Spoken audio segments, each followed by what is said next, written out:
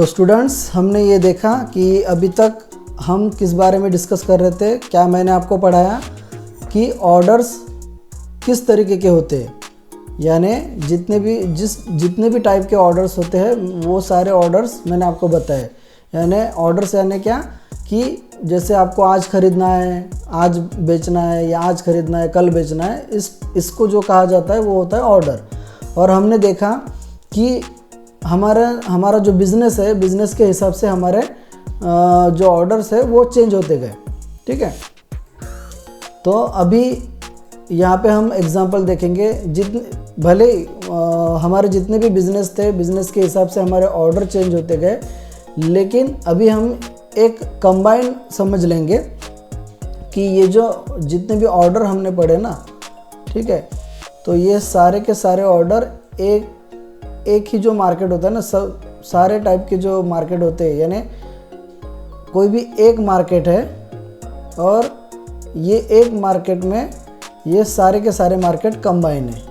ठीक है, ये सारे के सारे मार्केट कंबाइन है। तो जितने भी ऑर्डर अभी तक हमने पढ़े हैं, किस तरीके से ऑर्डर लगाया जाता है, जैसे आज ख़रीदा आज बेच दिया, आज ख़रीदा कुछ दिनों के बाद बेच दिया, आज ख़रीदा और एक्सपायरी डे से पहले बेच दिया, या फिर अभी उधारी पे ले लिया, फिर बाद में जो पैसे कस्टमर के तरफ से आए वो होलसेल वालों को वापस कर दिया, या फिर पहले बेच दिया और फिर बाद में ख़रीदा।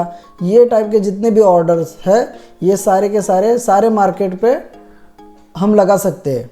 तो ये सिर्फ एग्जांपल समझने के लिए हमने जो प्रोडक्ट है, जो हमारा मार्केट है, हमने उसको बार बार चेंज किया।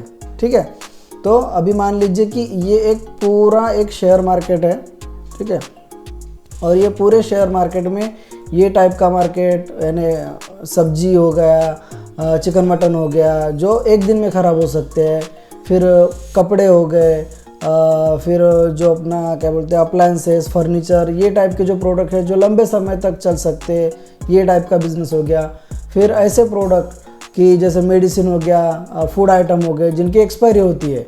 तो ये सारे टाइप के जो बिज़नेस होते हैं ये सारे के सारे शेयर मार्केट में, स्टॉक मार्केट में कंबाइन हो जाते हैं। तो हमने जितने भी ऑर्डर पढ़े हैं ये सारे ऑर्डर हम ये जो स्टॉक मार्केट है इसमें लगा सकते हैं, यानी इस ऑर्डर के बेसिस पे हम ट्रेडिंग कर सकते हैं। अभी वो कैसे की जाती है, क्या की जाती है, इसके बारे में मैं बाद में बताऊंगा, लेकिन फ़िलहाल के लिए इतने समझ लीजिए कि जितने भी ऑर्डर हमने सीखे अभी तक वो ये सारे टाइप के मार्केट को स्टॉक मार्केट में, शेयर मार्केट में कंबाइन करते हैं, और ये सारे टाइप के ऑर्डर हम यहाँ पे लगा सकते हैं। लेकिन मैंने एग्जांपल बार बार इसलिए चेंज किया, जो प्रोडक्ट है, ठीक है, ये हो गया प्रोडक्ट या बिज़नेस, मैंने बार बार चेंज इसलिए किया ताकि ये जो ऑर्डर टाइप है, ये किस तरीके से ऑर्डर होते हैं, ये आपको समझने के लिए मैंने ये बिज़नेस बार बार चेंज किया। ठीक है, इतना समझ लीजिए कि ये ऑर्डर टाइप समझने के लिए मैंने प्रोडक्ट या फिर हमारा बिज़नेस चेंज किया आप लोगों को समझने के लिए। अभी आपको यहाँ पे कॉमन चीज़ क्या दिख रही है? ठीक है, ये वेजिटेबल मार्केट हो गया, ये क्लोथिंग मार्केट हो गया, ये मेडिसिन मार्केट हो गया, ये अप्लायंसेस मार्केट हो गया। तो ये सारे जितने भी टाइप के मार्केट्स है, यहाँ पे जितनी भी चीज़ें मिलती है या फिर जो भी व्यवहार होता है, जो भी ट्रेडिंग होती है, ट्रेडिंग यानी, फिर से बता देता हूँ, नहीं तो आप बोलेंगे ट्रेडिंग यानी शेयर मार्केट की ट्रेडिंग नहीं। ठीक है, जहाँ पे बाय और सेल होते रहते हैं उसे कहते हैं ट्रेडिंग। ठीक है, सिर्फ शेयर मार्केट में ही ट्रेडिंग नहीं होती है। ठीक है, ये बात समझ लीजिए, तो फिर से कन्फ्यूज़न होगा आपको। तो जहाँ पे भी बाय सेल होता है तो हमेशा उसको बाय सेल नहीं कहा जाता, उसको ट्रेडिंग कहा जाता है। तो जहाँ पे भी ट्रेडिंग होती है ये सारे टाइप के मार्केट में, तो यहाँ पे एक ही चीज़ कॉमन होती है सारे मार्केट में, कौन सी? बाय और सेल। ठीक है, सबसे पहले हमने देखा था कि जो मार्केट होता है वो क्या करता है, वहाँ पे क्या होता है? एक्सचेंज ऑफ मनी और एक्सचेंज ऑफ प्रोडक्ट।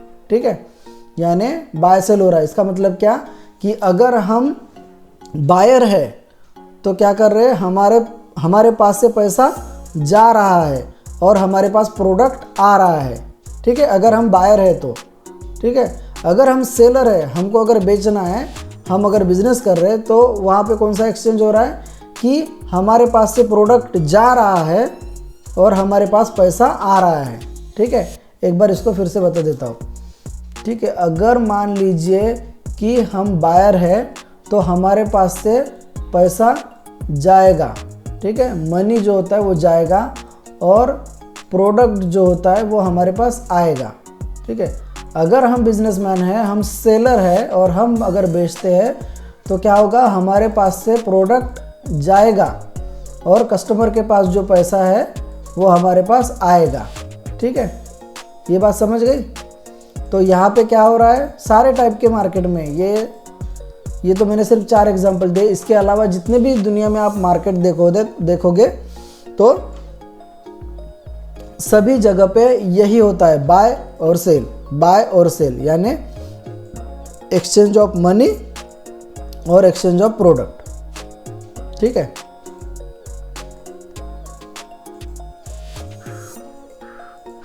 और अभी हम यहाँ पे देखेंगे कि जैसे अभी मान लीजिए कि जैसे हमने अभी देखा ना कि जितने भी टाइप के मार्केट होते हैं तो सारे टाइप के मार्केट में बाय सेल ये एक्सचेंज होते रहता है।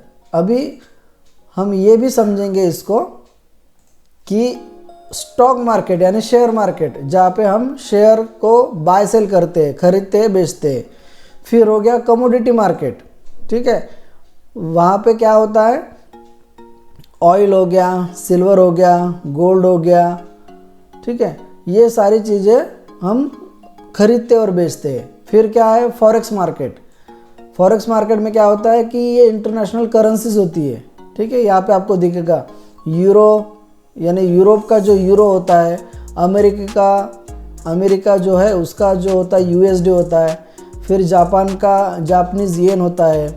फिर जो इंग्लैंड है उसका ब्रिटिश पाउंड होता है। ठीक है, और यहाँ पे आप देखोगे जो ऑस्ट्रेलिया है वहाँ पे ऑस्ट्रेलिया डॉलर होता है, ऑस्ट्रेलियन डॉलर। ठीक है, तो ये जो फॉरेक्स होता है, फॉरेक्स मार्केट में हम करेंसी को ट्रेड करते हैं। ठीक है, जिस तरीके से शेयर मार्केट में, स्टॉक मार्केट में शेयर ट्रेड होते हैं, शेयर की खरीदी बिक्री होती है, वैसे कमोडिटी मार्केट में ये जो कमोडिटी आपको दिख रही है इसकी खरीदी बिक्री होती है। वैसे फॉरेक्स मार्केट में जो करेंसी होती है, इंटरनेशनल करेंसीज, उसकी खरीदी बिक्री होती है। उसी टाइप में क्रिप्टो करेंसी होता है। जो क्रिप्टो करेंसी अभी आप जो देखते हैं कि ये बिटकॉइन है, फिर लाइट कॉइन है, ऐसे जितने भी टाइप के जो कॉइन्स होते हैं या फिर क्रिप्टो करेंसी होती है, यहाँ पे भी वो जो करेंसी होती है उसकी खरीदी और बिक्री होती है, बाय और सेल होता है। तो ये दुनिया में जितने भी टाइप के मार्केट है, ठीक है, मोस्टली इसी टाइप के मार्केट होते हैं, यानी stock market, commodity market, forex market, crypto currency. तो ये जो मार्केट होते हैं इसमें भी कॉमन ही एक चीज़ होती है, वो होता है बाय और sell, exchange of money, exchange of product. ठीक है, तो यहाँ पे भी जब अगर हम बायर है, ठीक है, अगर हम बायर है तो हमारे पास से क्या होगा, पैसा जाएगा, मनी जाएगा और प्रोडक्ट हमारे पास आएगा। ठीक है, प्रोडक्ट कौन सा हो गया, कंपनी के शेयर्स, या फिर ये कमोडिटी, गोल्ड हो गया, सिल्वर हो गया, ऑयल हो गया, या फिर ये करेंसी हो गई। ठीक है, ये करेंसी हमारे पास एज अ प्रोडक्ट आएगी, या फिर ये क्रिप्टो करेंसी, ठीक है, ये cryptocurrency as a product हमारे पास आएंगी। अगर हम सेलर है, ठीक है, अगर हम सेलर है तो हमारे पास से प्रोडक्ट जाएगा। ये जितने भी प्रोडक्ट हम बेचने के लिए बैठेंगे तो ये हमारे पास से ये प्रोडक्ट जाएगा और जो कस्टमर के पास जो पैसा है, जो मनी है, वो हमारे पास आएगा। ठीक है, तो यही एक्सचेंज होता है, बाय और सेल। तो बार बार हम मार्केट में जो देखते हैं क्या हो रहा है, एक्सचेंज हो रहा है। तो एक्सचेंज ऑफ मनी हो रहा है और एक्सचेंज ऑफ प्रोडक्ट हो रहा है। इसीलिए इसी वजह से जो स्टॉक मार्केट होता है उसको कहा जाता है स्टॉक एक्सचेंज। ठीक है, इसको कहा जाता है स्टॉक एक्सचेंज। उसी टाइप में जो कमोडिटी मार्केट होता है, ठीक है, ये कमोडिटी जो मार्केट होता है उसको बोला जाता है कमोडिटी एक्सचेंज। उसी तरीके से जो फॉरेक्स मार्केट होता है, फॉरेक्स मार्केट, उसको कहा जाता है फॉरेक्स एक्सचेंज। ठीक है, फॉरेक्स एक्सचेंज नहीं होता है, इसको कहा जाता है, एक मिनट में आपको बताता हूँ।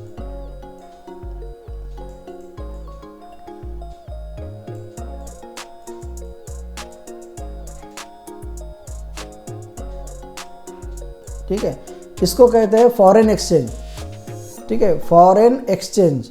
तो ये जो फॉरेन एक्सचेंज का जो होता है ना, FOR, फॉरेन का FOR लिया और एक्सचेंज का EX लिया, तो इसलिए ये हो गया फॉरेक्स। ठीक है, ये हो गया फॉरेक्स एक्सचेंज। समझ में आ गया? तो इसका ये शॉर्ट फॉर्म है फॉरेक्स। फॉरेन एक्सचेंज का शॉर्ट फॉर्म होता है फॉरेक्स। ठीक है, तो ये आप मत कंफ्यूज हो जाइए कि फॉरेक्स क्या होता है। फॉरेक्स कुछ तो भी अलग है और फॉरेक्स एक्सचेंज कुछ अलग है। ठीक है, ऐसा कुछ नहीं है।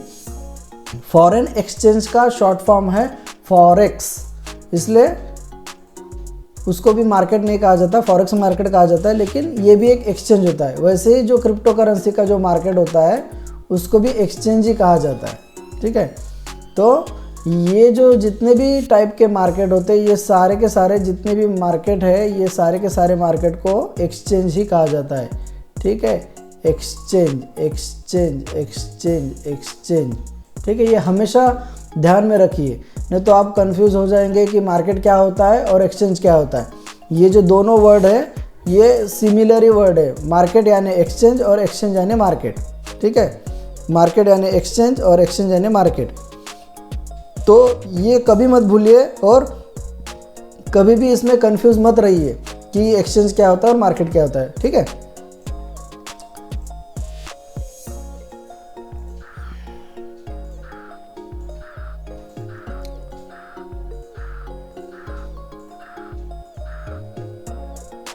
ठीक है, पहले एक चीज पढ़ लेते हैं।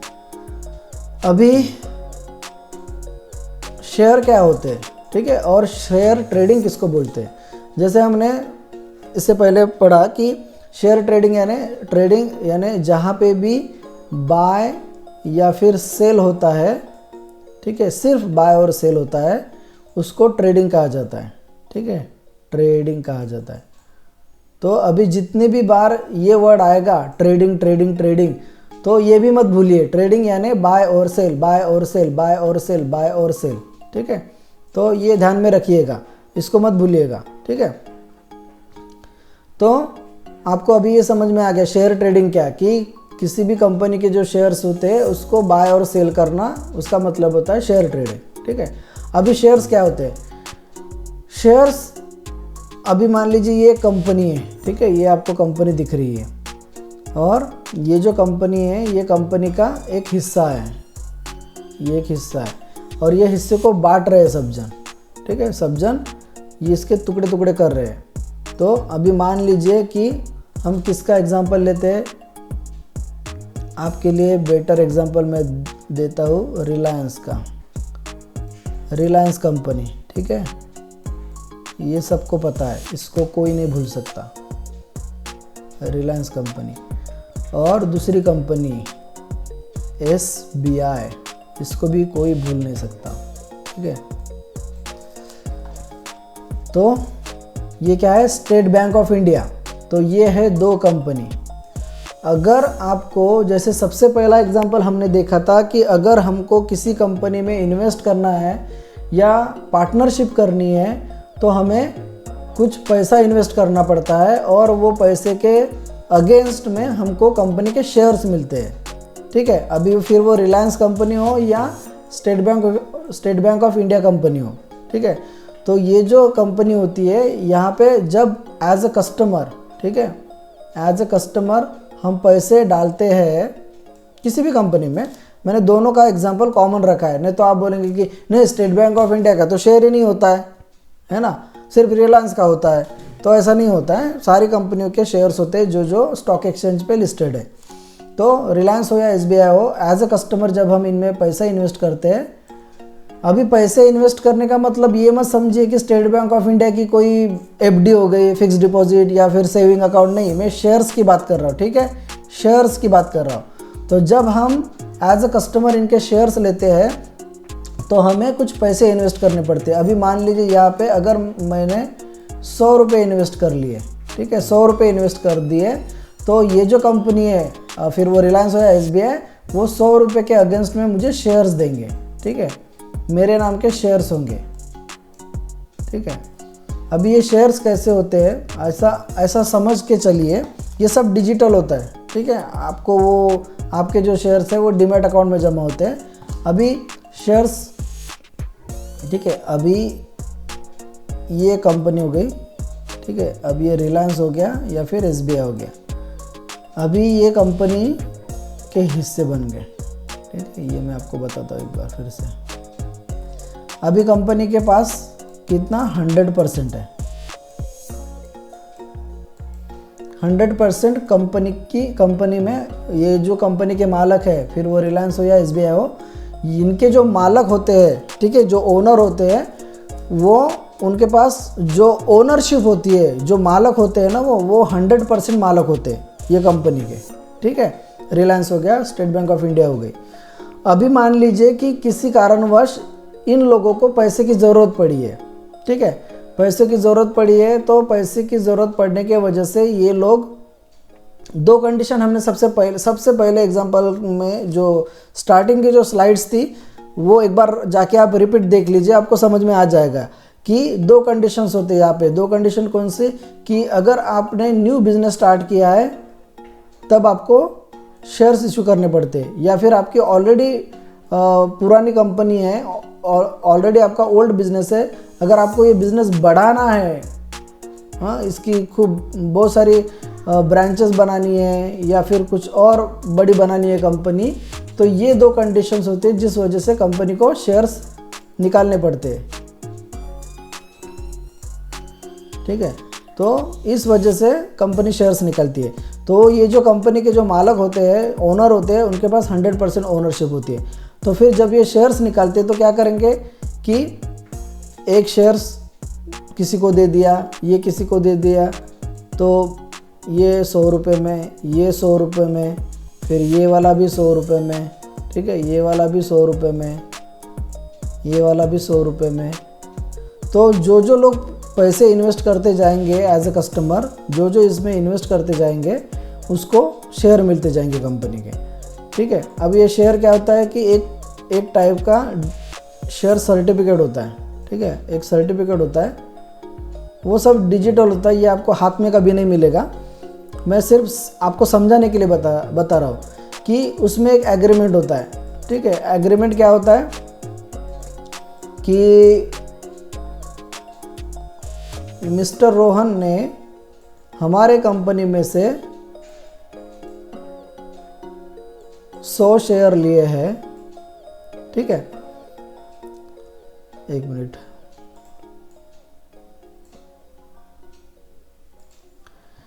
मिस्टर रोहन ने हमारे कंपनी में से कुछ शेयर्स लिए हैं, ठीक है। तो वो एक शेयर की वैल्यू, अभी हमने तो 100 रुपये का एग्जांपल देखा था ना, 100 रुपये क्या। अभी यहाँ पे थोड़ा मैं इसको चेंज करता हूँ। क्या चेंज कर रहा हूँ, यहाँ पे देखिए मैंने लिखा है कि अगर हम कंपनी के पार्टनर या इन्वेस्टर है, तो हमें अगर 20,000 इन्वेस्ट करने हैं तो कंपनी उसके अगेंस्ट में हमको शेयर्स देंगी। तो अभी मान के चलिए कि एक शेयर है जिसकी वैल्यू है 20,000 रुपये, ठीक है। अगर हम 2 शेयर्स लेते हैं तो उसकी वैल्यू कितनी हो गई, 40,000 रुपये, ठीक है। तो अभी मान लीजिए कि एक शेयर की वैल्यू है 20,000 रुपये, और ये एग्रीमेंट होगा, एग्रीमेंट में लिखा होगा कि मिस्टर रोहन ने हमारे कंपनी की तरफ से एक शेयर लिया है और उनके तरफ से हमने 20,000 रुपये लिए हैं, और वो 20,000 के अगेंस्ट में हमने रोहन ने हमें को एक शेयर दिया है, ठीक है। तो ये एग्रीमेंट में लिखा होगा। ये सब डिजिटल है, ठीक है, ये कहीं पे आपको मिलेगा नहीं, वो उसके बारे में भी हम बाद में कभी डिस्कस करेंगे, लेकिन ये आपके डीमैट में होता है। सिर्फ आपको समझाने के लिए मैं बता रहा हूँ कि एक ऐसा एग्रीमेंट होता है, ये सब डिजिटल फॉर्म में होता है। तो अगर ये लिखा गया है कि अगर मैंने कंपनी का एक शेयर लिया है, मैंने 20,000 रुपये दिए हैं और कंपनी ने मुझे एक शेयर दिया है, लेकिन अगर मैं 2 शेयर लेता हूँ, ठीक है, तो मुझे 40,000 रुपये कंपनी को देने पड़ेंगे। तो अगर मैं 40,000 रुपये देता हूँ तो कंपनी मुझे 2 शेयर देंगी। तो एग्रीमेंट में लिखा होगा कि मिस्टर रोहन ने हमारे तरफ से 2 शेयर्स लिए हैं और उन्होंने 2 शेयर्स के अगेंस्ट में हमारे कंपनी में 40,000 इन्वेस्ट किए हैं। ठीक है, तो अभी जब भी ये कंपनी की जो शेयर्स है इसकी प्राइस अगर बढ़ेगी, जैसे अभी मैंने कितना 40,000 रुपये इन्वेस्ट किया था, जब ये 40,000 बढ़ के 45,000 हो जाएगा या 50,000 हो जाएगा, तब मैं इसको बेच दूंगा, तो मेरा प्रॉफिट हो जाएगा 5,000 या फिर 10,000 का।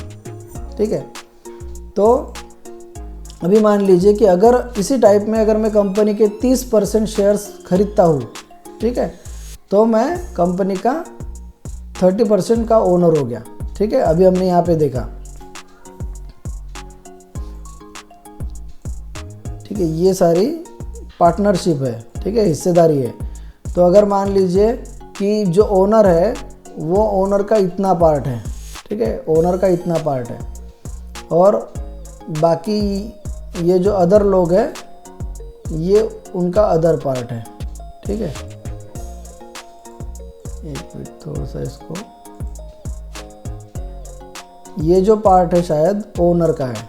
ठीक है, ये पार्ट ओनर का है, शायद इसको मान लीजिए हम मान लेते हैं कि 52% या फिर 60%, जो भी। ठीक है, एग्जाम्पल के तौर पे समझने के लिए। और ये वाला जो पार्ट है, ये पार्ट जो कुछ दूसरे बायर है उनका है। ठीक है, और ये जो पार्ट आपको दिख रहा है ये पार्ट मेरा है। ठीक है, मिस्टर रोहन का। तो अभी ऐसा कंसिडर करके चलिए कि मैंने जो शेयर लिए हैं ये 30% है। ठीक है, और ये जो शेयर्स दिख रहे हैं आपको 20% है। ठीक है,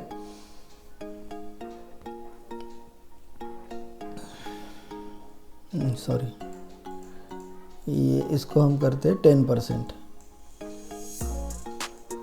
क्योंकि हमको 100% बनाना है ना, तो हम इसको कट करते हैं 52 को।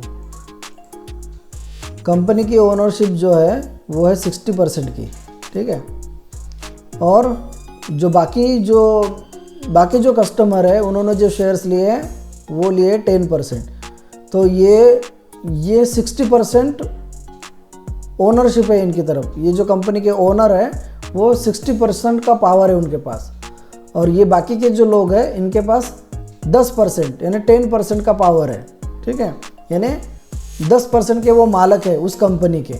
और ये जो मैं हूँ मिस्टर रोहन, मैं 30% मैंने शेयर्स लिए हैं, तो मैं हो गया ये कंपनी का 30% का मालक हो गया मैं। ठीक है, फिर वो स्टेट बैंक ऑफ इंडिया हो या फिर रिलायंस हो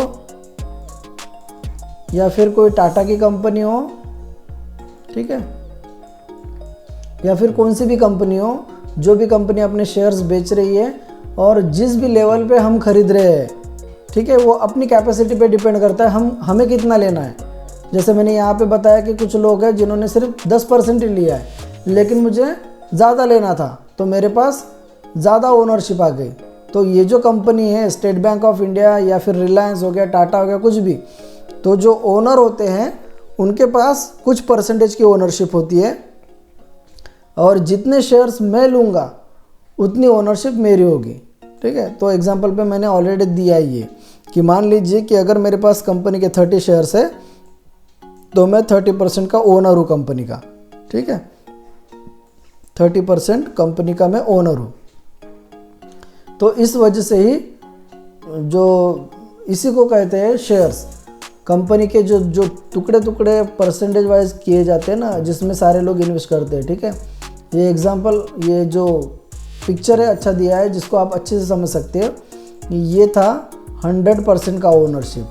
ठीक है, तो ये वाला जो पोर्शन है इसको आप समझ सकते हो, ये हो गया ओनर्स का। ठीक है, फिर यहाँ पे किसी ने 10% लिया है, यहाँ पे किसी ने 20% लिया है, यहाँ पे किसी ने 10% लिया है। ठीक है, इस तरीके से सबकी अपनी अपनी ओनरशिप होती है। जितना आप इन्वेस्ट करोगे उतने परसेंटेज के आप उस कंपनी के मालक बन जाओगे।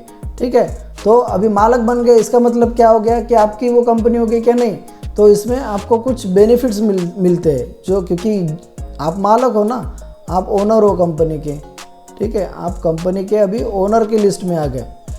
अगर आप शेयर लेते हो, अगर आप शेयर ओनर हो, तो इसका मतलब कि आप कंपनी के ओनर हो। तो इसमें कुछ बेनिफिट्स होते हैं जिसके बारे में हम बाद में पढ़ेंगे। तो अभी के लिए इतना समझ लीजिए। आई होप कि आपको समझ में आ गया कि शेयर्स क्या होते हैं और शेयर ट्रेडिंग क्या होती है, ठीक है। उसी टाइप में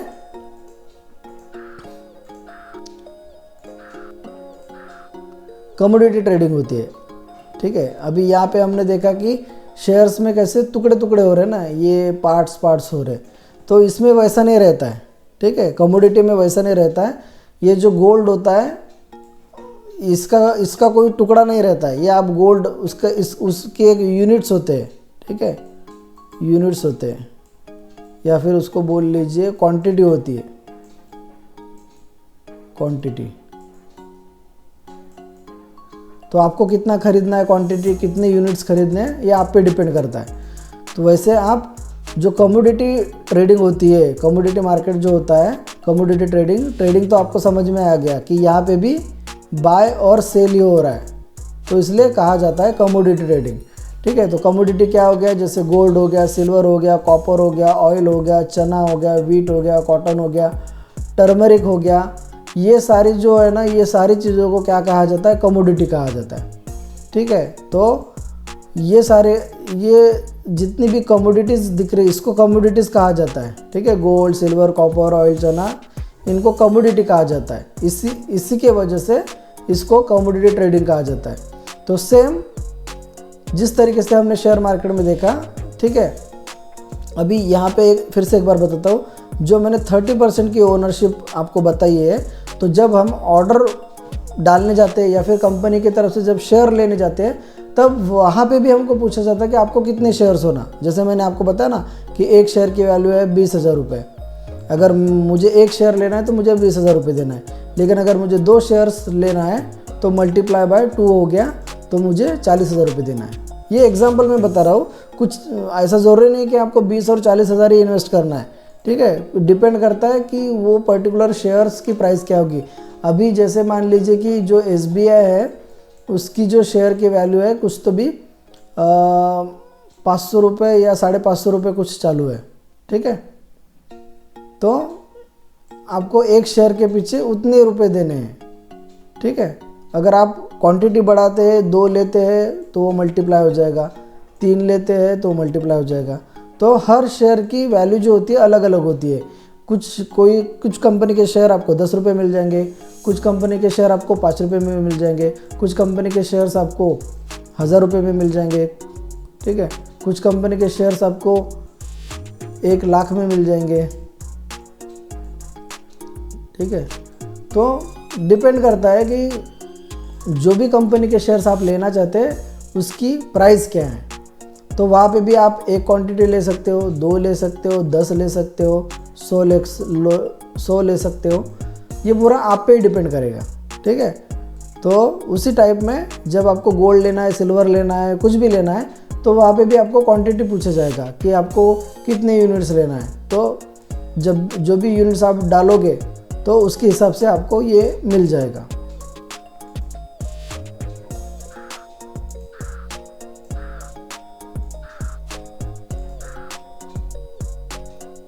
ठीक है। इससे पहले हमने देखा सेम उसी टाइप का ही है कि फॉरेक्स क्या है और फॉरेक्स ट्रेडिंग क्या है।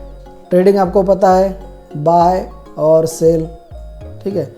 अब फॉरेन एक्सचेंज जो है, फॉरेक्स यानी फॉरेन करेंसी हो गई। तो फॉरेन करेंसी क्या हो गई, यूरो हो गया, USD हो गया, पाउंड हो गया, जापानीज़ येन हो गया, ऑस्ट्रेलिया डॉलर, कैनेडियन डॉलर, ठीक है, ब्रिटिश पाउंड हो गया। ये सारे जो करेंसीज है जो आपको यहाँ पे दिख रहे हैं, इसको हम खरीदते और बेचते हैं फॉरेन एक्सचेंज पे, ठीक है, फॉरेक्स मार्केट में। ये अभी फ़िलहाल इंडिया में अवेलेबल नहीं है, इसके बारे में भी मैं आपको थोड़ी देर में बताता हूँ, या फिर जो आगे के जो वीडियोज़ आएंगे उसमें आपको मैं थोड़ा ब्रीफ में इसको आपको बताऊँगा। तो ये जो मेजर करेंसीज होती है, ठीक है, ये जो बड़ी बड़ी करेंसीज होती है, इसको हम जो इंटरनेशनल लेवल का जो मार्केट होता है वहाँ पे हम ट्रेड करते हैं, ठीक है।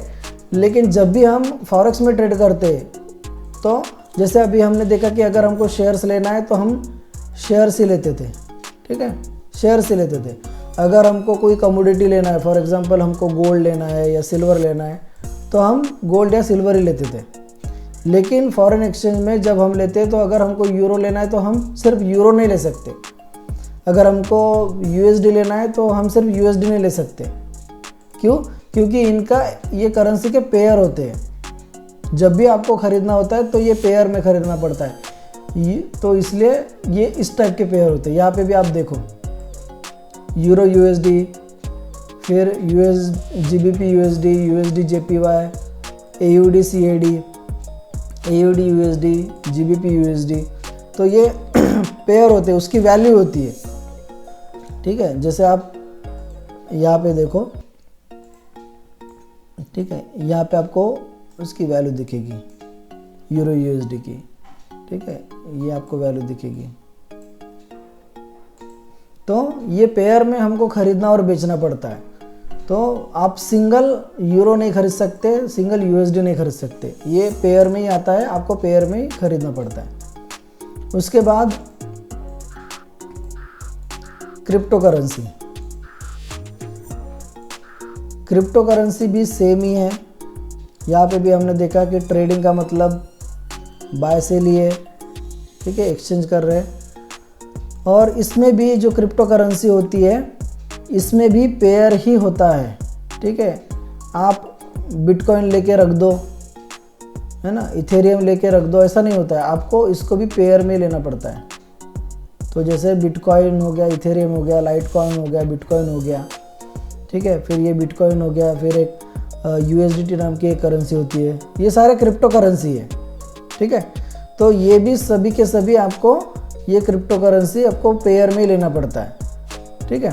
और कुछ करेंसी होती है जिनको क्या बोलते हैं, जैसे अभी ये बिटकॉइन हो गया और ये इथेरियम हो गया, इनका एक पेयर है। वैसे बाकी की जो करेंसी होती है जैसे यूएसडी हो गया, तो यूएसडी भी उनके साथ पेयर में आता है, तो उसको फिएट बोलते हैं, फिएट पेयर बोलते हैं।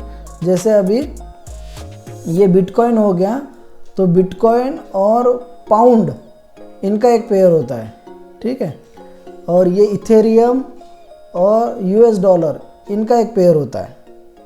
तो बिटकॉइन में जैसे यहाँ पे हमने देखा फॉरेक्स में सिर्फ और सिर्फ एक कंट्री की दूसरे कंट्री की जो करेंसी है, ये करेंसी टू करेंसी पेयर होता है।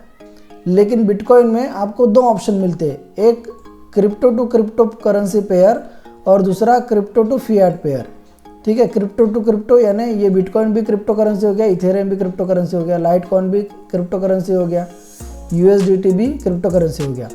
बाद में इथेरियम क्रिप्टो करेंसी है, लेकिन यूएस डॉलर ये फिएट करेंसी है। यानी अभी इसके बारे में भी मैं आपको बाद में कभी बताऊंगा, लेकिन अभी फ़िलहाल के लिए ये समझ लीजिए, जो किसी कंट्री में जो करेंसी चलती है उसको फिएट करेंसी बोलते हैं। जैसे हमारा इंडियन रुपीज़ हो गया, वैसे अमेरिका का यूएस डॉलर हो गया, फिर ब्रिटिश लोगों का पाउंड हो गया, तो इसको फिएट करेंसी बोलते हैं। तो क्रिप्टो करेंसी में आपको दो ऑप्शन मिलते हैं, क्रिप्टो टू क्रिप्टो पेयर और क्रिप्टो टू फिएट पेयर, ठीक है। और क्रिप्टो करेंसी क्या होती है, फिएट करेंसी जो होती है, ठीक है, ये जो करेंसी है ना, आप इसको डिजिटल भी देख सकते हो, और जैसे हमारा इंडियन रुपीज़ है जिसको हम हाथ में पकड़ सकते हैं, तो इनको भी हम हाथ में पकड़ सकते हैं, ठीक है। आप अगर किसी देश में जाओगे तो आप डॉलर देख सकते हो, आप यूरो देख सकते हो, सब यानी हाथ में पकड़ के उसको महसूस कर सकते हो। लेकिन क्रिप्टो करेंसी एक ऐसी करेंसी है जो सिर्फ डिजिटल है, वर्चुअल है, ये कभी भी आप इसको हाथ में नहीं पकड़ सकते, ठीक है। इसको सिर्फ आप मोबाइल या फिर अपने लैपटॉप या कंप्यूटर पे सिर्फ डिजिटली सिर्फ देख सकते हो, उसको छू नहीं सकते। तो जिसको आप छू नहीं सकते उसको डिजिटल या वर्चुअल कहा जाता है, ठीक है।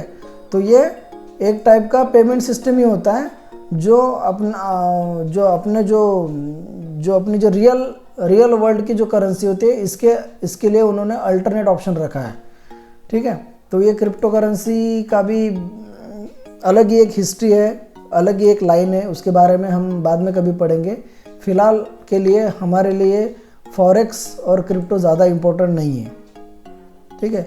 फिर भी जो मैं आपको पढ़ा रहा हूँ ये सारा आपके लिए इम्पोर्टेंट है, क्योंकि बाद में आपको फॉरेक्स के लिए और क्रिप्टो के लिए अलग से कोई कोर्स करने की ज़रूरत ना पड़े, और आपको उसके लिए कुछ अलग से सीखने की ज़रूरत नहीं पड़े कि चलो फॉरेक्स का कुछ अलग ही टाइप का कोर्स होता है और क्रिप्टो करेंसी का अलग ही टाइप कोर्स होता है, तो चलो उसकी फ़ीस भर दो और वो भी पढ़ लो, ठीक है। इसमें आप कंफ्यूज रहोगे, आप सोचोगे कि स्टॉक मार्केट अलग हो गया, कमोडिटी मार्केट अलग हो गया, तो अगर मुझे पढ़ना है तो मैं स्टॉक मार्केट के लिए अलग फ़ीस दूंगा, कमोडिटी के लिए अलग फ़ीस दूंगा, फॉरेक्स के लिए अलग फ़ीस दूंगा और क्रिप्टो करेंसी के लिए अलग फ़ीस दूंगा। तो ये चीज़ें करने की आपको ज़रूरत नहीं, जो मैं पढ़ा रहा हूँ उसमें सब कवर है, सब आपको समझ में आने वाला है। यहाँ पे आपका स्टॉक मार्केट भी कवर हो रहा है, आपका कमोडिटी भी कवर हो रहा है, आपका फॉरेक्स भी कवर हो रहा है और आपका क्रिप्टो करेंसी भी कवर हो रहा है, क्योंकि ये सारी चीज़ें, सारे मार्केट सेम ही है और सारे मार्केट में एक ही चीज़ होती है, वो होती है ट्रेडिंग, जिसको हम बोलते हैं बाय और सेल। बस यही होता है और दूसरी कुछ चीज़ नहीं होती है। तो इसके लिए आपको कोई पर्टिकुलर सेपरेट कोर्स करने की ज़रूरत नहीं और अपने पैसे बर्बाद करने की ज़रूरत नहीं है, ठीक है। बस फ़िलहाल के लिए इतना ही समझ लीजिए कि ये जो क्रिप्टो करेंसी होती है डिजिटल होती है, वर्चुअल होती है और सब डिजिटली इसका ट्रांजैक्शन होता है, ठीक है। आई होप कि आपको समझ में आ गया है। नहीं समझ में आ गया होगा तो आप इस वीडियो को फिर से रिपीट देख लीजिए।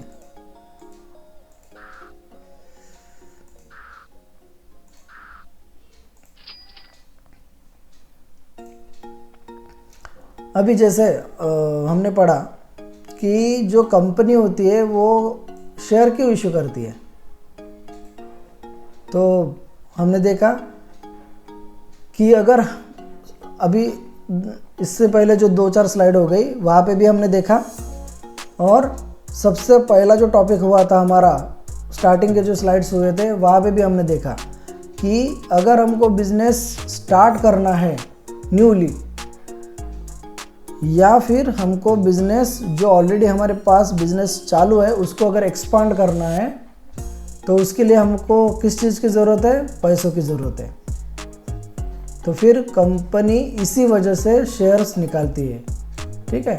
तो जैसे मैंने आपको बताया कि ये कंपनी है, कंपनी की ये सारे शेयर्स है और सारे शेयर्स होने के बावजूद ये जो ओनर्स है उनका ये पार्ट है और ये बाकी के पार्ट उसने बेच दिए, ठीक है, शेयर्स के। और ये बेचने के वजह से उनके पास क्या हो गया कि उनका जो शेयर्स है उन्होंने बेच दिए, शेयर्स की ओनरशिप बेच दिए। तो अभी बेचने के बाद क्या हो गया कि इतने सारे कंपनी के और मालिक बन गए, ठीक है। लेकिन कंपनी के पास इनके तरफ से पैसा आ रहा है, ठीक है, इन लोगों के पास से शेयर के अगेंस्ट में पैसा आ रहा है इनकी तरफ से। तो अभी कंपनी के पास पैसा आ गया, तो पैसा किस चीज़ के लिए उनको ज़रूरत पड़ रहा है, एक तो बिज़नेस स्टार्ट करने के लिए या फिर बिज़नेस एक्सपांड करने के लिए। इसी वजह से उनको, अगर उनको बिज़नेस न्यूली स्टार्ट करना है या फिर जो उनका बना बनाया बिज़नेस है उसको अगर एक्सपांड करना है, तो उसके लिए उनको पैसों की ज़रूरत पड़ती है। और पैसे की ज़रूरत को पूरी करने के लिए कंपनी हमेशा शेयर इशू करती है, ठीक है। अगर कंपनी शेयर इशू नहीं करती है तो उनके पास क्या ऑप्शन होता है, कंपनी के पास सबसे पहला ऑप्शन होता है ये कि एक तो फिर बैंक से लोन लो या फिर जो फाइनेंस कंपनी है उसके पास से लोन लो, और लेकिन जब उनको वापस करना होगा तो जो बैंक या फिर फाइनेंस कंपनी उसका जो रेट ऑफ इंटरेस्ट है बहुत ज़्यादा होगा, ठीक है, रेट ऑफ इंटरेस्ट ज़्यादा होगा। तो जब रेट ऑफ इंटरेस्ट ज़्यादा है तो ये कंपनी के लिए प्रॉब्लमेटिक है, नुकसानदेह है। तो फिर लोन क्यों लेना, है ना, क्योंकि अगर हम बैंक से लोन लेंगे, हम सबको पता है बैंक या फाइनेंस कंपनी से लोन लेना है तो हमको ज़्यादा रेट ऑफ इंटरेस्ट देना पड़ता है, और ये रेट ऑफ इंटरेस्ट के चक्कर से हमारा बहुत नुकसान हो जाता है। तो इसीलिए इसी वजह से कंपनी कभी भी लोन प्रेफर नहीं करती। ऐसा नहीं कि कंपनी कभी लोन नहीं लेती, लोन लेती है लेकिन वो प्रेफर नहीं करती। तो इस वजह से कंपनी क्या करती है कि उनके पास दूसरा ऑप्शन होता है, ये वाला, कि आप कंपनी के शेयर्स इशू करो और जब भी जिसको भी शेयर्स मिल रहे हैं यानी जो भी खरीद रहा है, तो जब वो शेयर खरीदेगा तो अपना पैसा कंपनी को देगा। ठीक है, ये शेयर्स अगर किसी कस्टमर को मिल रहा है तो कस्टमर के तरफ से पैसा कंपनी की तरफ जा रहा है। ठीक है, तो इस वजह से कंपनी जो है वो शेयर्स निकालती है और बेचती है। बेचने के बाद जिनके पास भी वो शेयर होते हैं वो कंपनी के मालिक होते हैं, ओनरशिप होती है। अभी इसका बेनिफिट क्या है? ठीक है, कि यहाँ पे हमने देखा कि जिसके पास भी शेयर्स है वो कंपनी के ओनर हो गए। लेकिन हमने देखा कि जो स्टॉक मार्केट है, शेयर मार्केट है, उसमें बार बार हम क्या करते हैं, बाय करते सेल करते, बाय करते सेल करते। तो हमने जो ऑर्डर्स टाइप देखे थे ना, क्या देखा था हमने कि 100 रुपये में प्रोडक्ट ख़रीदा, फिर 50 रुपये हमने अपना प्रॉफिट ऐड किया और 150 रुपये में बेचा। ठीक है, यहाँ पे क्या हो गया कि मान लीजिए कि मैंने कंपनी का कोई शेयर है जो 100 रुपये में ख़रीदा। ठीक है, कंपनी का शेयर मैंने 100 रुपये में ख़रीदा और मुझे 50 रुपये प्रॉफिट होना, इसलिए मैंने आगे वाले को 150 रुपये में बेचा, तो मेरा 50 रुपये का प्रॉफिट हो गया, है ना। तो शेयर मार्केट में, स्टॉक मार्केट में हमेशा यही होता है कि जब भी हम शेयर खरीदते हैं अगले वाले को बेचते हैं, शेयर खरीदते हैं अगले वाले को बेचते हैं। कुछ भी हो, शेयर हो, कमोडिटी हो, फॉरेक्स हो या क्रिप्टो करेंसी हो, हम खरीदते हैं और प्रॉफिट बनाने के लिए दूसरों को बेचते हैं, आगे वाले को बेचते हैं। और जो ये डिफरेंस होता है बीच वाला, यानी अगर हम 100 में खरीद रहे हैं और 150 में बेच रहे हैं, तो ये जो 50 रुपये का जो डिफरेंस आ रहा है ये हमारा प्रॉफिट होता है। ठीक है, लेकिन जो कंपनी के शेयर्स होते हैं, ठीक है, अभी जो मैंने बताया वो सारी चीज़ों के लिए अप्लाई है। किस किस के लिए? शेयर्स के लिए, कमोडिटी के लिए, फॉरेक्स के लिए और क्रिप्टो करेंसी के लिए। ये सारी चीज़ें कॉमन है जो अभी इससे पहले मैंने बताया। ठीक है, लेकिन शेयर्स में एक थोड़ा सा डिफरेंस है। क्या डिफरेंस है शेयर्स में? कि हम खरीद रहे बेच रहे, खरीद रहे बेच रहे, अभी ऐसे खरीद रहे बेच रहे, बाय सेल कर रहे, तो सबसे लास्ट में जिसके पास भी शेयर होंगे, ठीक है, जिसके पास भी शेयर होंगे, तो कंपनी क्या करती है, हर साल एक डिविडेंड होता है। तो डिविडेंड को समझना है तो आप ऐसा समझ लीजिए कि ये एक टाइप का रेट ऑफ इंटरेस्ट होता है। ठीक है, परसेंटेज रेट ऑफ इंटरेस्ट होता है। ठीक है, एक टाइप का रेट ऑफ इंटरेस्ट होता है और हर साल कंपनी अनाउंस करती है कि हमारे जितने भी जो इन्वेस्टर है, हमारे जितने भी ओनर हैं, कंपनी को प्रॉफिट होने की वजह से हम सबको डिविडेंड देंगे। तो अभी डिविडेंड का मतलब क्या हो गया कि अगर आपके पास मान लीजिए 10 शेयर है या 100 शेयर है, तो इसके अगेंस्ट में कंपनी एक परसेंटेज कैलकुलेट करेंगी और इसके ऊपर आपको जो क्या बोलते हैं, एक टाइप का एक्स्ट्रा पैसे आपको मिलेंगे। ठीक है, एक्स्ट्रा पैसे जो कस्टमर है, जो शेयर होल्डर है ना, जैसे हमने शेयर खरीदा है तो हमको वो मिलते हैं डिविडेंड। तो जितने शेयर्स आपको है, शेयर्स के ऊपर नहीं होता है, हर एक शेयर की एक फेस वैल्यू होती है। ठीक है, अभी ये फेस वैल्यू भी बहुत अलग ही चीज़ है, फेस वैल्यू, ये भी मैं आपको बाद में कभी बताऊंगा। तो फिलहाल के लिए आप ऐसा समझ लीजिए कि कोई एक शेयर है जिसकी एक बेस वैल्यू होती है। ये जो आपको 10 रुपये दिख रहे हैं ना, सॉरी ये तो क्वांटिटी हो गई। कोई भी शेयर है जिसकी वैल्यू मान लीजिए 100 रुपये है, तो ये शेयर की वैल्यू हो गई, ये शेयर वैल्यू होगी। तो इसकी एक फेस वैल्यू होती है, बेस वैल्यू होती है। ठीक है, वो शायद 5 रुपये भी हो सकती है या फिर 10 रुपये भी हो सकती है। तो ये जो फेस वैल्यू है, इसके अगेंस्ट में ये परसेंटेज कैलकुलेट किए जाते हैं। ठीक है, और इसके अगेंस्ट में वो परसेंटेज कैलकुलेट करने के बाद आपको, जो आप इन्वेस्टर हो, आपको डिविडेंड दिया जाता है।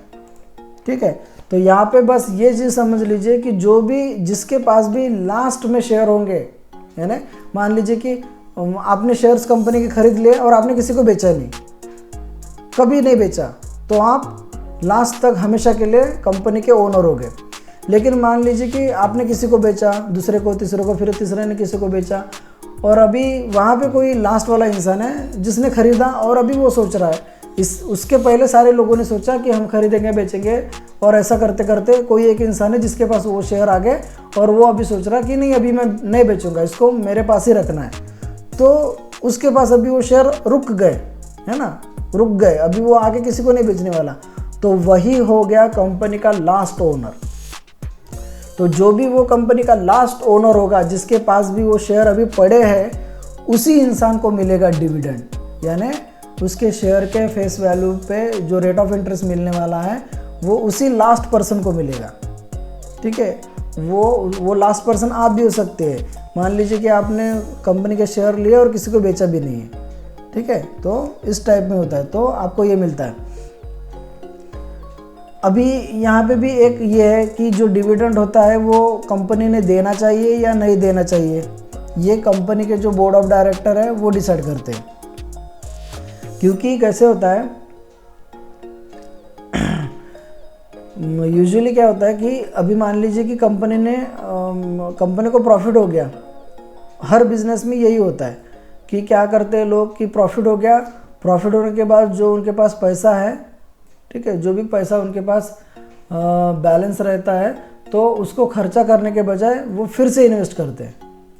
ठीक है, फिर से उसको इन्वेस्ट करते हैं, फिर से इन्वेस्ट करने के वजह से उनके कंपनी में और ग्रोथ होती है। लेकिन इसी वजह से वो जो कंपनी होती है, जिस कंपनी को प्रॉफिट हुआ है, वो कंपनी बोलेंगी कि हम हमारे ओनर को डिविडेंड देंगे। लेकिन अगर वो कंपनी चाहती है, जो कंपनी का डिसीजन होगा कि नहीं, हमको इस बार हमारे जो ओनर है, हमारे जो इन्वेस्टर है, उनको डिविडेंड नहीं देना है, तो वो डिसाइड कर सकती है। क्यों नहीं देना है? क्योंकि वो कंपनी बोल रही है कि उसी पैसे को हम फिर से री इन्वेस्ट करेंगे हमारी कंपनी में और हमारे कंपनी की ग्रोथ करेंगे। अभी फ़िलहाल हम किसी को डिविडेंड नहीं दे सकते। तो डिविडेंड हर एक ओनर को मिलेगा, ये कंपलसरी नहीं है, ये ज़रूरी नहीं है, ये कंपनी डिसाइड करेगी। कंपनी के डिसीजन पे डिपेंड रहता है कि आपको डिविडेंड देना या नहीं देना। ठीक है, इसी वजह से जैसे अभी मान लीजिए कि आपने 100 के शेयर लिए और 50 रुपये का प्रॉफिट ऐड करके आपको 150 में बेचना है, तो ये आपका डिसीजन फुल्ली है। आप इसमें कुछ भी कर सकते हैं, कितने भी प्राइस में बेच सकते हो, आप पे डिपेंड करता है। लेकिन अगर आप इसको नहीं बेचते, आपके पास ही पड़ा है, तो आपको इसके साथ डिविडेंड भी मिलेगा। ठीक है, ये आपको मिलने वाली अमाउंट है। ये अगर आप बेचते तो आपको मिलना ही है, लेकिन डिविडेंड वाली जो अमाउंट होती है, ये कंपनी डिसाइड करेगी कि आपको देना है या नहीं देना है। ठीक है,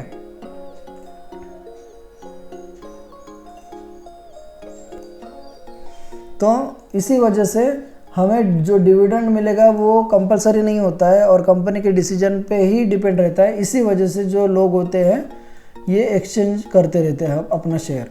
ठीक है, हमेशा अपना शेयर बाय सेल करते रहते हैं, क्योंकि ये डिविडेंड मिलना कंफर्म बात नहीं होती है। ठीक है, इसी वजह से सारे लोग एक्सचेंज पे अपने शेयर खरीदते बेचते रहते हैं।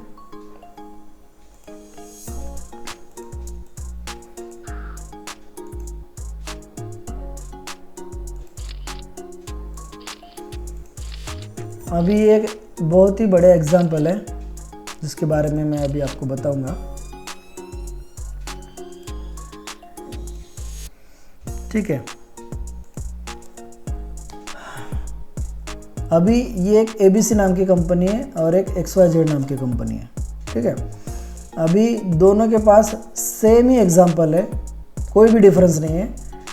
अभी मान लीजिए कि ABC कंपनी हो या XYZ कंपनी है, उनको अपनी कंपनी स्टार्ट करनी है या फिर एक्सपांड करनी है,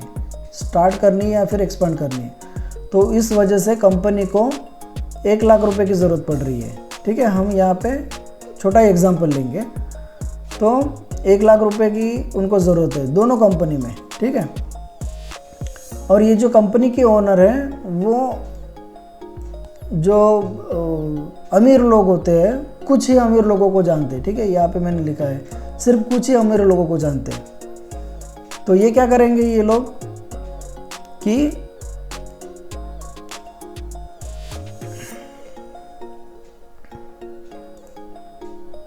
ये लोग क्या करेंगे कि खुद की जो इन्वेस्टमेंट है 51,000 रखेंगे।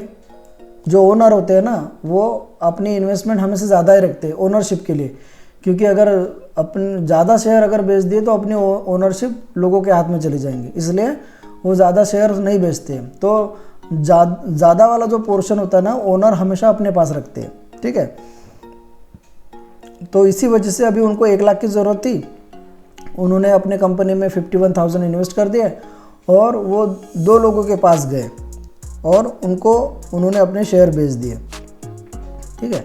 तो अभी 2 शेयर बेच दिए, तो 1 शेयर की प्राइस होगी 24,500। इस तरीके से उन्होंने 2 शेयर बेच दिए और 49,000 के जो इन्वेस्टमेंट है उनके पास आ गई, ठीक है। समझ में आ गया। उनको थी 1 लाख की ज़रूरत, उन्होंने खुद के डाले 51,000। फिर उनको 2 लोग ऐसे पता थे जो बहुत ही रिच थे, ठीक है, बहुत पैसे वाले थे। तो ये ओनर गए उन दोनों के पास और दोनों को 1-1 शेयर बेच दिया। तो एक को कितना पड़ा, 24,500 का शेयर पड़ गया। तो इस वजह से उनको 2 शेयर के पीछे उनको 49,000 मिल गए। इसी वजह से उनके पास जो 1 लाख की रिक्वायरमेंट थी उनको मिल गई। अभी आते हैं XYZ कंपनी में, उनको भी 1 लाख की ज़रूरत थी, लेकिन अभी यहाँ पे कंडीशन ऐसी है कि ये लोग किसी अमीर इंसान को नहीं जानते, ये बहुत सारे लोगों को जानते हैं, लेकिन सारे के सारे गरीब हैं, ठीक है। ये जितने भी लोगों को जानते हैं वो सारे के सारे गरीब लोग हैं। तो इसी वजह से इन्होंने क्या किया कि इन्होंने भी खुद की इन्वेस्टमेंट रखी 51,000, ठीक है। 51,000 उन्होंने अपनी खुद की इन्वेस्टमेंट रखी और ऐसे वो 200 लोगों के पास गए, ठीक है। 200 लोगों के पास गए और उन्होंने 200 लोगों को, यानी ऐसा पकड़ के चले, अभी जैसे हमने इससे पहले भी एग्जांपल में देखे कि एक इंसान कितने भी शेयर ले सकता है, 1 शेयर लो, 10 शेयर लो, 100 शेयर लो, उस पर कोई पाबंदी नहीं है, आप पे डिपेंड करता है। लेकिन हम यहाँ पे एग्जांपल में समझने के लिए हम यही समझेंगे कि ये लोग 200 लोगों के पास गए और हर एक को उन्होंने अपना 1-1 शेयर बेच दिया। तो पर पर्सन उनको कितना बड़ा शेयर, 245 रुपीज़ में, है ना। 200 लोगों को उन्होंने बेचा। इस एग्जाम्पल में भी उनको 49,000 की ज़रूरत थी और इस एग्जाम्पल में भी इनको 49,000 की ज़रूरत है। बस यहाँ पे ये लोग सिर्फ 2 ही लोगों के पास गए, यहाँ पे ये लोग 200 लोगों के पास गए, ठीक है। इसी वजह से इन्होंने 200 लोगों को 1-1 शेयर बेच दिया, 200 लोगों को 1-1 शेयर बेच दिया और पर पर्सन इसकी जो अमाउंट थी वो कितनी पड़ी, 245 रुपीज़। तो यहाँ पे एक इंसान को 24,500 पड़ी और यहाँ पे एक इंसान को 245 पड़ी। अब यहाँ तक आई होप कि यहाँ तक सबको क्लियर है, यहाँ तक सबको क्लियर है। नेक्स्ट क्या आता है कि कौन सा भी मार्केट रहो, कोई भी मार्केट रहो, वहाँ पे प्रोडक्ट और शेयर की प्राइस जो बाहरी फैक्टर होते हैं उस पर डिपेंड करती है, ठीक है। यहाँ पे मैंने लिखा ही है, आप देखो इसको। कोई भी मार्केट हो या फिर कोई भी प्रोडक्ट हो, और जो शेयर प्राइस होती है वो डिपेंड होती है किन चीज़ों पे, सबसे पहले डिपेंड होती है डिमांड एंड सप्लाई, ठीक है। ये डिमांड एंड सप्लाई ये इकोनॉमिक का एक रूल है, इकोनॉमिक्स, ठीक है। उसके लिए आपको इकोनॉमिक्स पढ़ने की ज़रूरत नहीं पड़ेगी, ये मैं आपको शॉर्ट में बता दूंगा कि क्या होता है डिमांड एंड सप्लाई, ठीक है। अगर आपको डिटेल में इकोनॉमिक्स पढ़ना है तो आप पढ़ सकते हो, बहुत ही इंटरेस्टिंग सब्जेक्ट है, ठीक है। तो सबसे पहला क्या हो गया, डिमांड एंड सप्लाई, कि कितनी डिमांड है और उसके अगेंस्ट में कितने सप्लाई हैं, उसके ऊपर शेयर की प्राइस, प्रोडक्ट की प्राइस डिपेंड करेगी। फिर होता है हिस्टोरिकल डाटा। अभी हिस्टोरिकल डाटा यानी यहाँ पे मैं एक एग्जांपल दूंगा एग्जामिनेशन का, कि जैसे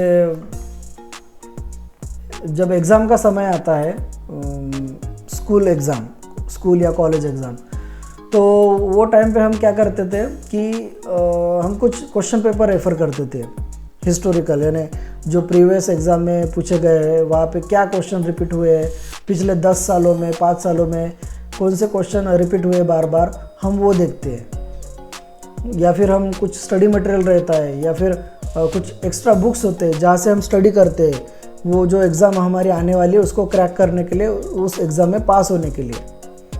तो वो जो स्टडी मटेरियल हमारे पास पड़ा हुआ है, वो सारी चीज़ें, वो जो क्वेश्चन पेपर हमारे पास पड़े हुए हैं, वो सब पास्ट टेंस में हो चुका है ना। तो वो हिस्टोरिकल डाटा हो गया, जो हमारे प्रीवियस एग्ज़ाम के या फिर किसी अपने फ्रेंड्स के जो प्रीवियस क्वेश्चन पेपर है वो हो गया, अदर स्टडी मटेरियल हो गया, किसी बुक में से कुछ और रेफ़र करना है, तो ये सारे पुरानी बातें होगी, पास्ट टेंस में ऑलरेडी हो गया है। उसके बेसिस पे हम स्टडी करके हमारे फ्यूचर में होने वाली एग्ज़ाम के लिए हम प्रिपरेशन करते हैं, तो उसको बोलते हैं हिस्टोरिकल डाटा। तो यहाँ पे भी मैं थोड़ा बताना चाहूँगा कि जैसे हम देखते कि शेयर मार्केट, स्टॉक मार्केट, बहुत बार लोग ये बोलते कि नहीं सट्टाबाजारी है, जुआ है, वो प्राइस कहाँ पे जाएंगी कोई नहीं बता सकता। तो सेम चीज़ वही होती है कि हमारा जो एग्ज़ाम होती है वो भी एक प्रकार का जुआ ही होता है, सट्टा ही होता है। हमको नहीं पता कि एग्ज़ाम में कौन से क्वेश्चन आने वाले हैं या फिर हमको क्या पूछने वाले हैं, हमको नहीं पता होता है। तो स्टॉक मार्केट में, शेयर मार्केट में यही देखा जाता है कि ये कंपनी ने पास्ट टेंस में कैसा परफॉर्मेंस दिया, इनके शेयर की प्राइस पहले कैसे थी, फिर कितनी बढ़ी थी, कितनी कम हुई थी, क्या हुआ था, कंपनी में कितने बोर्ड ऑफ डायरेक्टर्स चेंज हो गए, अपडेट होते रहे, कंपनी की पॉलिसी कितनी बार चेंज हो गई, या फिर कंपनी का प्रोडक्ट क्या था, पहले क्या था, बाद में क्या था, ये सारी चीज़ों की डिटेल की स्टडी की जाती है। और तब जाके पता लगा जाता है कि हाँ, हिस्टोरिकल डाटा के बेस पे ये कंपनी का परफॉर्मेंस ऐसा था और फ्यूचर में जाके ऐसा हो सकता है। और हम एग्ज़ाम में भी वही करते हैं, हम हमारे फ्रेंड्स के इसके उसके पुराने वाले क्वेश्चन पेपर को रेफ़र करते हैं, पिछले 5 सालों में 10 सालों में कौन सा क्वेश्चन रिपीट हुआ है। यहाँ ऐसा कहीं पे भी लिखा नहीं होता है कि वही क्वेश्चन रिपीट होगा, फिर से वही क्वेश्चन पूछा जाएगा, आने वाले फ्यूचर वाली जो एग्ज़ाम होती है वहाँ पे यही क्वेश्चन रिपीट होगा, वही क्वेश्चन पेपर रिपीट होगा। नहीं, किसी को नहीं पता है, कहाँ पे भी ये लिखा हुआ नहीं रहता है, लेकिन फिर भी हम जाके एनालिसिस करते हैं कि हाँ, ये क्वेश्चन बार बार पूछा गया था, शायद ये फिर से रिपीट हो सकता है। फिर हम वो भी पढ़ते हैं कि कोई गाइड हो या फिर कोई किताब हो, कोई दूसरा स्टडी मटेरियल हो, किसी को नोट्स हो, वो भी किसी ने लिखे हैं, किसी ने पॉइंट्स उसके बनाए हैं, किसी ने उसमें से शॉर्ट्स नोट्स बनाए हैं। तो वो भी फ्यूचर में बनी हुई घटना नहीं है, वो पास्ट टेंस में ऑलरेडी घट चुकी है, किसी ने तो भी वो बना चुके हैं, वो हो चुका है ऑलरेडी। तो वहाँ से वो लोग वहाँ से स्टडी करते हैं, वहाँ से हम लोग स्टडी करते हैं, उसको पढ़ते हैं, समझते हैं, और वो समझने के बाद हम खुद को प्रिपेयर करते हैं कि हाँ चलो इसके हिसाब से वो एग्ज़ाम में क्वेश्चंस रिपीट हो सकते हैं और यही क्वेश्चन पेपर आ सकता है।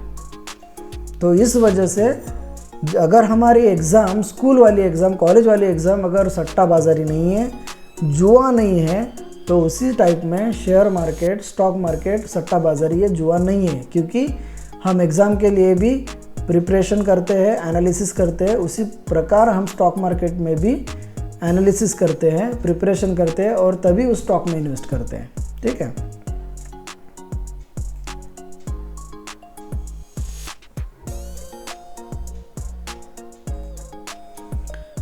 फिर और कौन सी चीज़ होती है, फिर होता है मैथमेटिकल कैलकुलेशन, ठीक है, और प्रिडिक्शन होता है, फिर इकोनॉमिक परफॉर्मेंस होता है, इकोनॉमिकली वो स्टॉक कैसे परफॉर्म कर रहा है, वो कंपनी कैसे परफॉर्म कर रही है। और ये भी एक परसेप्शन होता है कि जैसे मैंने बताया ना कि पास्ट टेंस में क्या हुआ, पास्ट टेंस में इसका परफॉर्मेंस कैसा था, उसके ऊपर कैलकुलेशन करके ये डिसाइड किया जाता है कि फ्यूचर में ये स्टॉक कैसे परफॉर्म करेगा। ठीक है। तो ये एनालिसिस करने के लिए पास्ट टेंस में क्या हुआ है, फ्यूचर में क्या हो सकता है, ये देखने के लिए हमको पास्ट टेंस में देखना पड़ता है।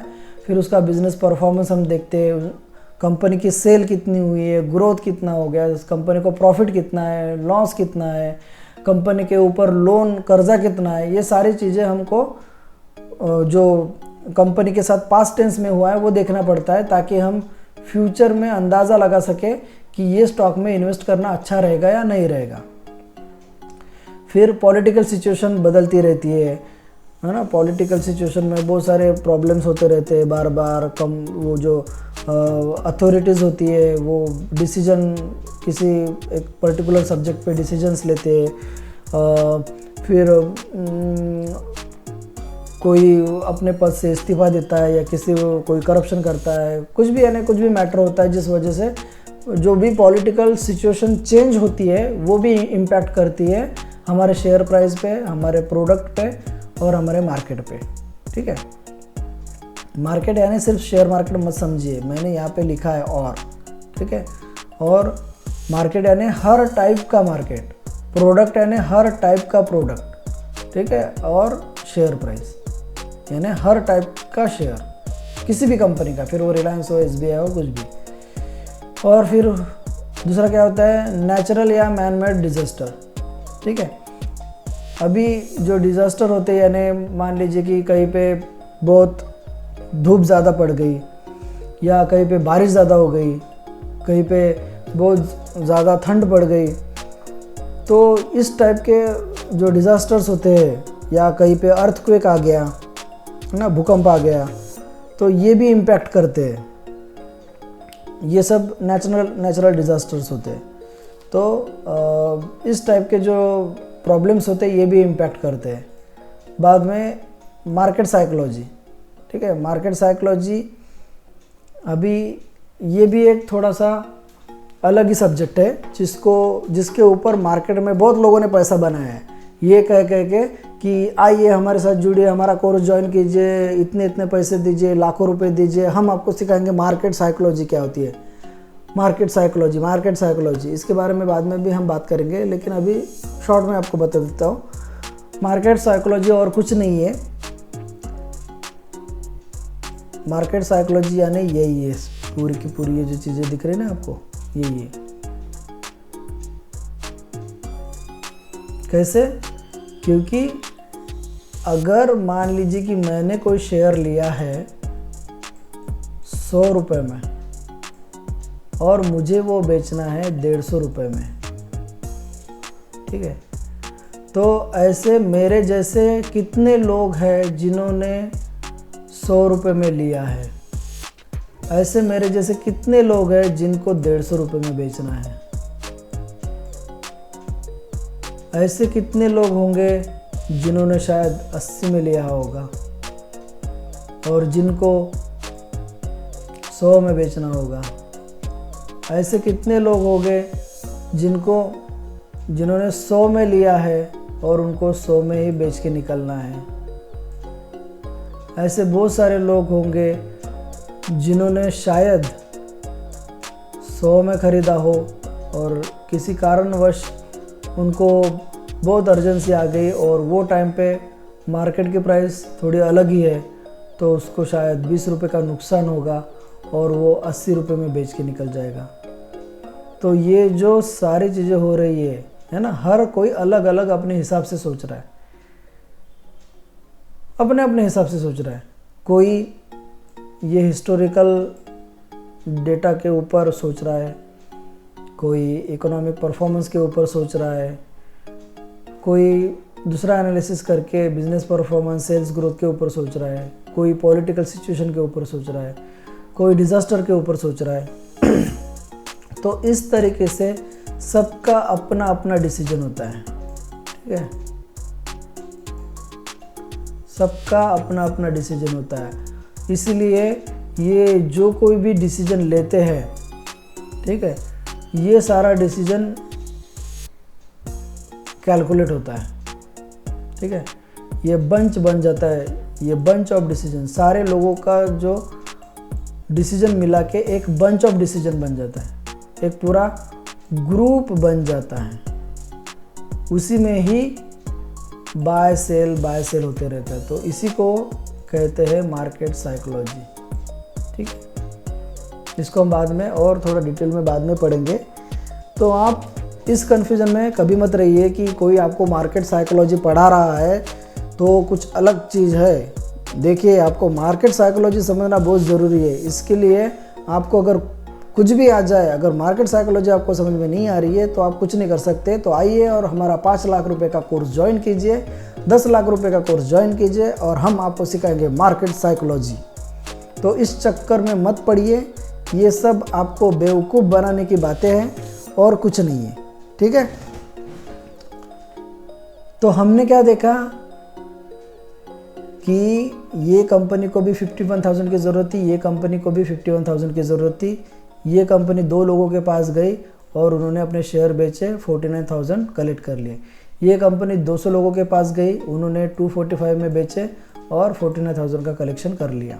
अभी उनकी कंपनी स्टार्ट हो गई, उनका बिजनेस एक्सपांड हो गया।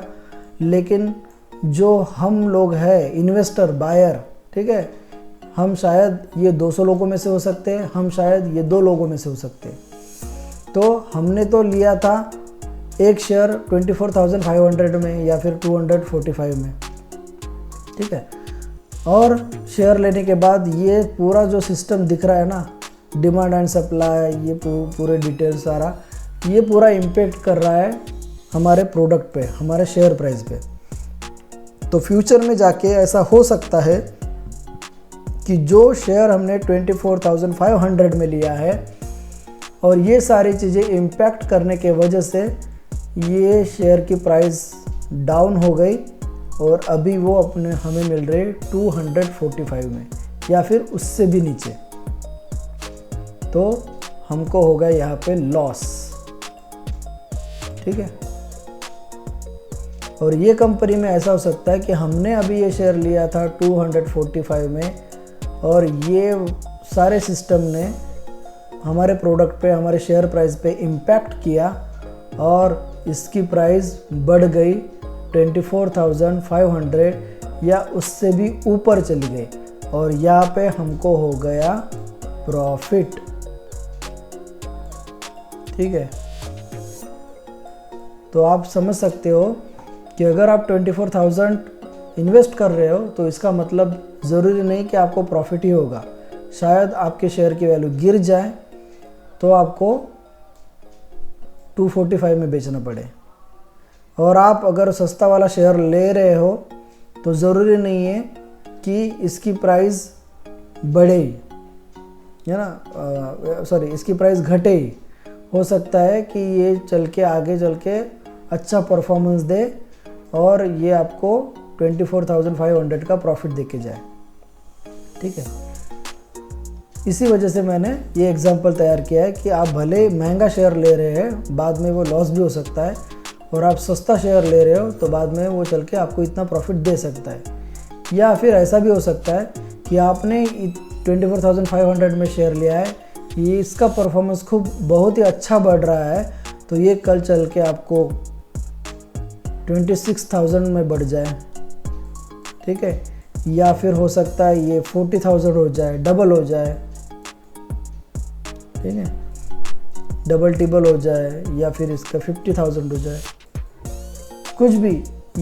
ये तो मैंने जब प्राइस डिक्रीज़ होगी उसके बारे में बताया, पर ऐसा भी हो सकता है कि ये प्राइस इंक्रीज़ हो जाए तो आपको 50,000 का प्रॉफिट मिलेगा, इतना बढ़ सकता है शेयर। और यहाँ पे आपने लिया 245 में, यहाँ पे हमने इंक्रीज़ के बारे में बात की, जहाँ यहाँ पे हमने डिक्रीज़ के बारे में बात की, यहाँ पे हमने इंक्रीज़ के बारे में बात की।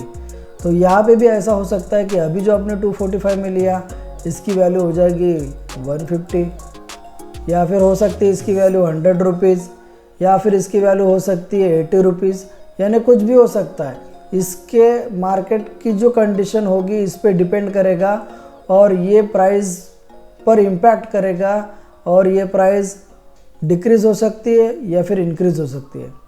तो ये चीज़ को भी आप समझिए, आपको इसको भी ध्यान में रखना है कि अगर मैं ये शेयर ले रहा हूँ तो इसकी प्राइस घट भी सकती है या फिर बढ़ भी सकती है। अगर मैं ये प्राइस में किसी कंपनी का शेयर ले रहा हूँ तो इसकी प्राइस बढ़ भी सकती है या फिर इसकी प्राइस घट भी सकती है, ठीक है। ये सिर्फ एग्जांपल आपको समझने के लिए मैंने आपको बताया कि 2 टाइप की कंपनी है, सेम इन्वेस्टमेंट है और उनकी शेयर की वैल्यू क्या दिख रही है, इस तरीके से हमें दिख रही है, और फिर बाद में क्या हो सकता है, इस तरीके से हो सकता है। ठीक है,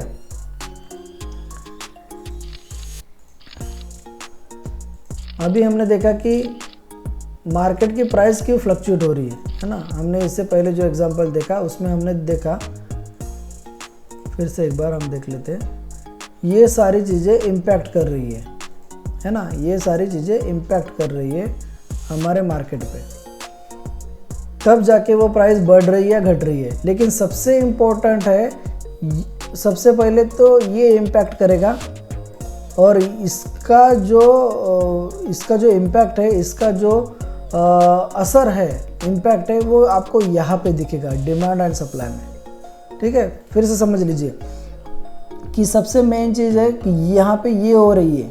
ठीक है,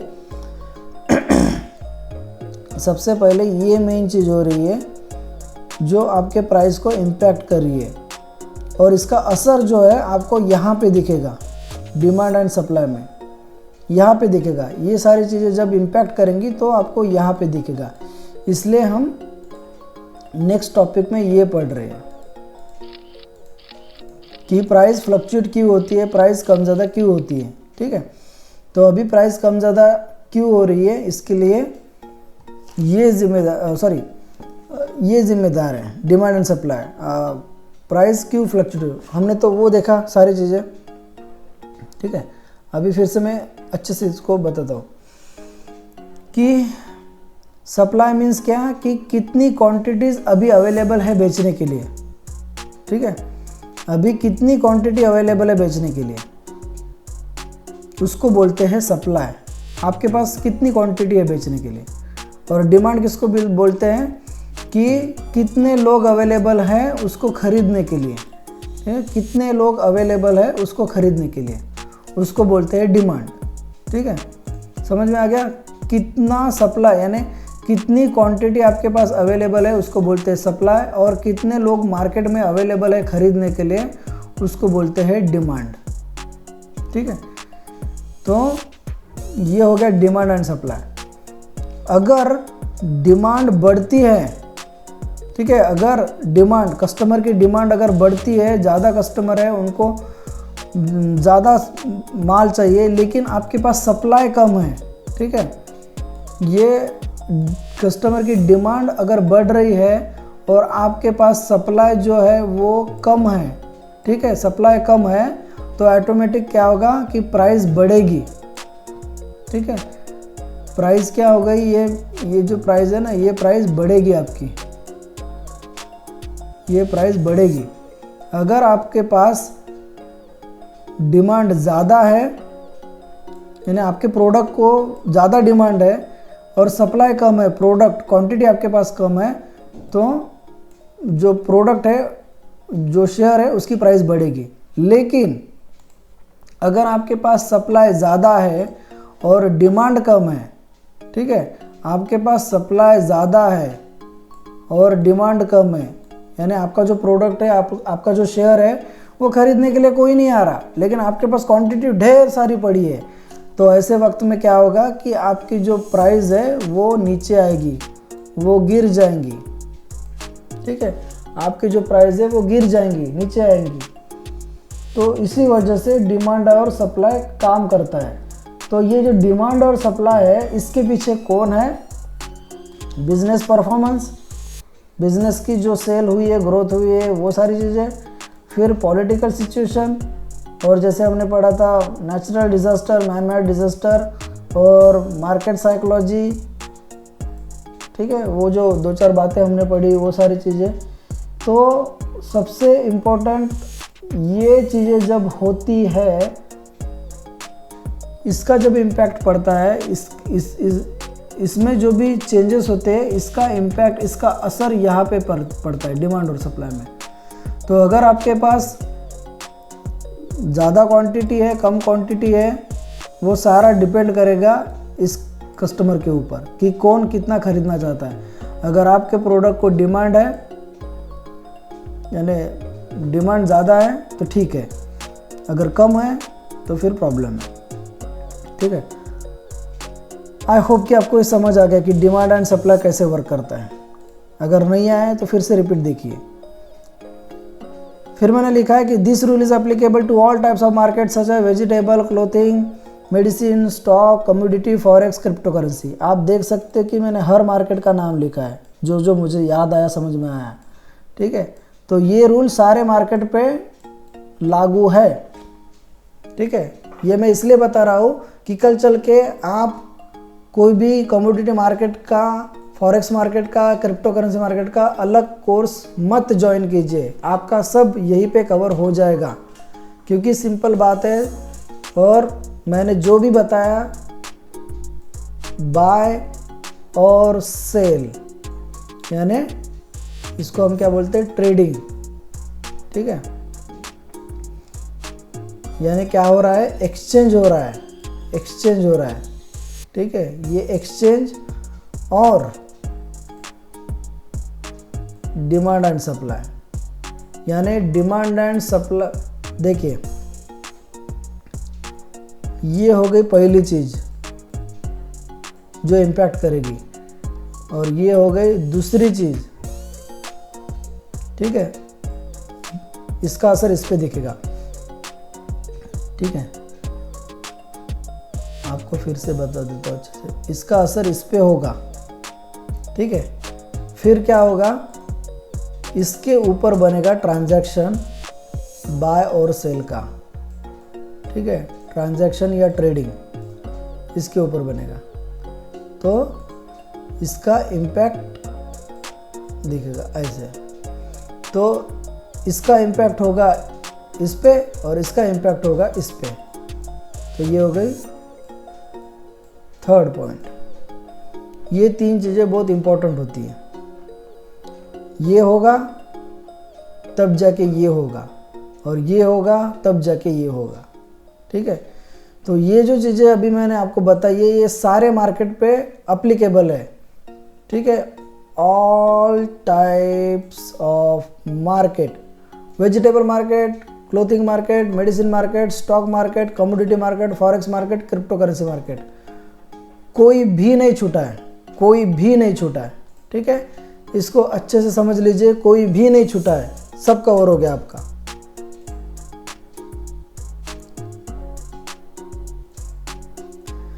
तो आई होप कि आपको यहाँ तक सब समझ में आ गया, आपके सारे डाउट्स क्लियर है, और मैंने ऑलमोस्ट सब कंप्लीट करने की, कवर करने की कोशिश की है। इसके आगे भी और कुछ टॉपिक है, उसको हम बाद में देखेंगे, लेकिन आई होप कि यहाँ तक आपको सारे कॉन्सेप्ट क्लियर है, सब समझ में आ गया।